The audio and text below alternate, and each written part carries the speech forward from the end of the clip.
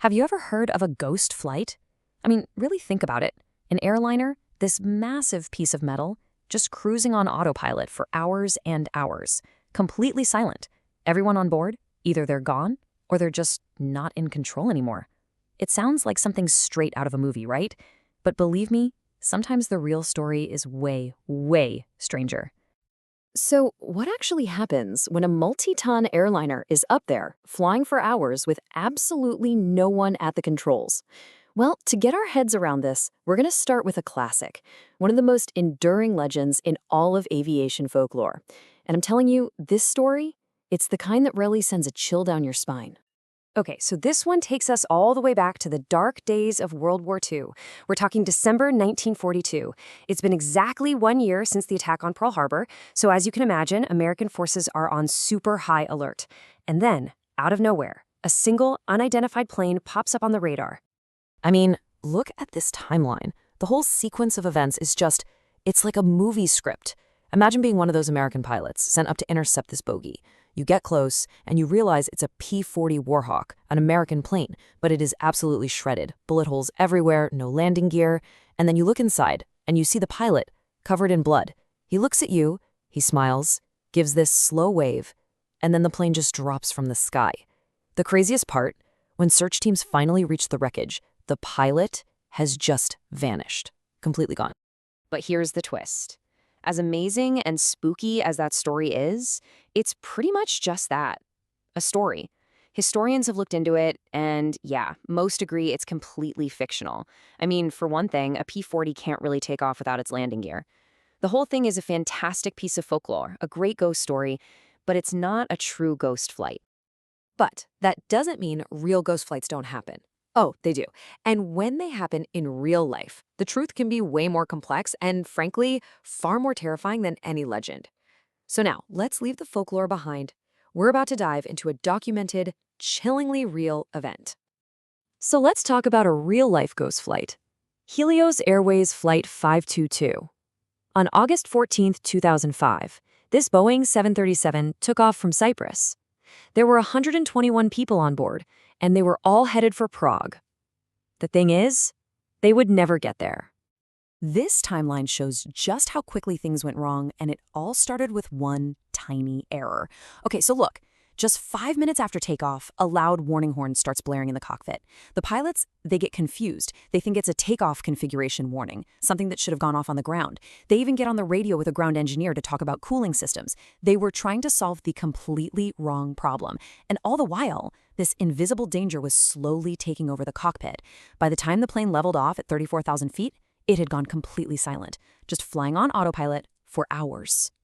So what was this invisible danger they were facing? It's a condition called hypoxia. It's a fancy word, but it's simple, really. As the plane climbed without being pressurized correctly, the oxygen in the air got thinner and thinner. And when your brain doesn't get enough oxygen, your judgment gets cloudy. You can't think straight, and eventually, you just pass out.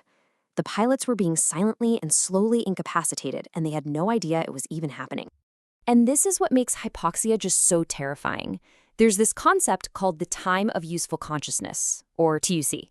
Basically, it's the incredibly short window of time you have to actually do something to save yourself before you're, well, useless. At 30,000 feet, we're talking about maybe 1 to 2 minutes. That's it. The pilots ran out of time before they even figured out what the real problem was. So when investigators put it all together, they found this fatal chain of events. It's like a row of dominoes. The first one to fall, a single switch. The pressurization mode selector had been left on manual after a maintenance check on the ground. That's it. Because of that one switch, the plane climbed, but the cabin didn't pressurize. Then the warning horn went off, the crew got confused, and you know the rest. They became incapacitated by hypoxia, and the plane just kept flying on autopilot until it ran out of fuel. And this is the view from the F-16s that were sent to intercept the plane. It's just horrifying. The fighter pilots looked into the cockpit and saw the captain's seat was empty. The first officer was just slumped over the controls, totally unconscious.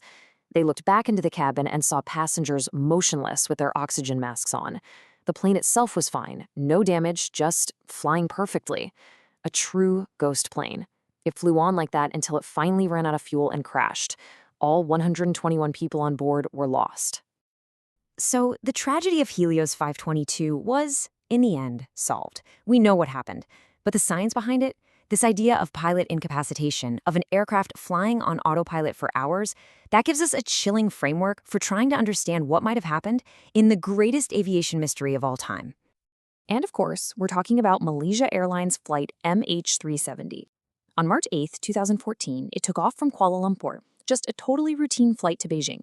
But a little while after the pilot's final, calm sign-off, "Goodnight, Malaysian 370, the plane vanished from radar. Its transponder went dark. And then it veered way, way off course, flying completely silent for another 7 hours, until one last satellite handshake placed it somewhere over the vast, empty southern Indian Ocean. 239. That's the number that really matters here. 227 passengers and 12 crew members. 239 souls who, along with a massive Boeing 777, just vanished. But now, more than a decade later, there's a renewed sense of hope. The search is actually set to begin again, and this time it's being driven by brand new analysis and some incredibly advanced technology, all in a major new push to finally get some answers. And what's different this time is the strategy. It's a total shift. The first search was just massive, an enormous area of ocean. But this new search, which is being proposed by the marine robotics company Ocean Infinity, is much more focused. They've narrowed it down to a much smaller, high-probability zone. And get this, they're so confident they're in the right area, they've offered to do it on a no-find, no-fee basis. But even with all this incredible tech, the biggest challenge, the biggest adversary, is the ocean itself. I mean, just think about what they're up against. The search area has massive underwater mountains and canyons. We're talking about sending autonomous robots down to depths of nearly 20,000 feet in one of the roughest patches of sea on the entire planet. And these robots not only have to navigate this terrain in total darkness, but they have to find wreckage that might be buried under deep sediment. It is an absolutely monumental challenge. And this really gets to the heart of it, doesn't it? This isn't just about finding a plane. It's not just a technical puzzle to be solved. As Malaysia's transport minister said, this is about a responsibility, an obligation to the families of the victims. It's a deeply human mission, driven by the need to give some kind of answer to the 239 families who have been waiting for over a decade. But as we all hope that this new search finally brings answers, it leaves us with one last profound question. This idea of closure. What does it even mean in a situation like this?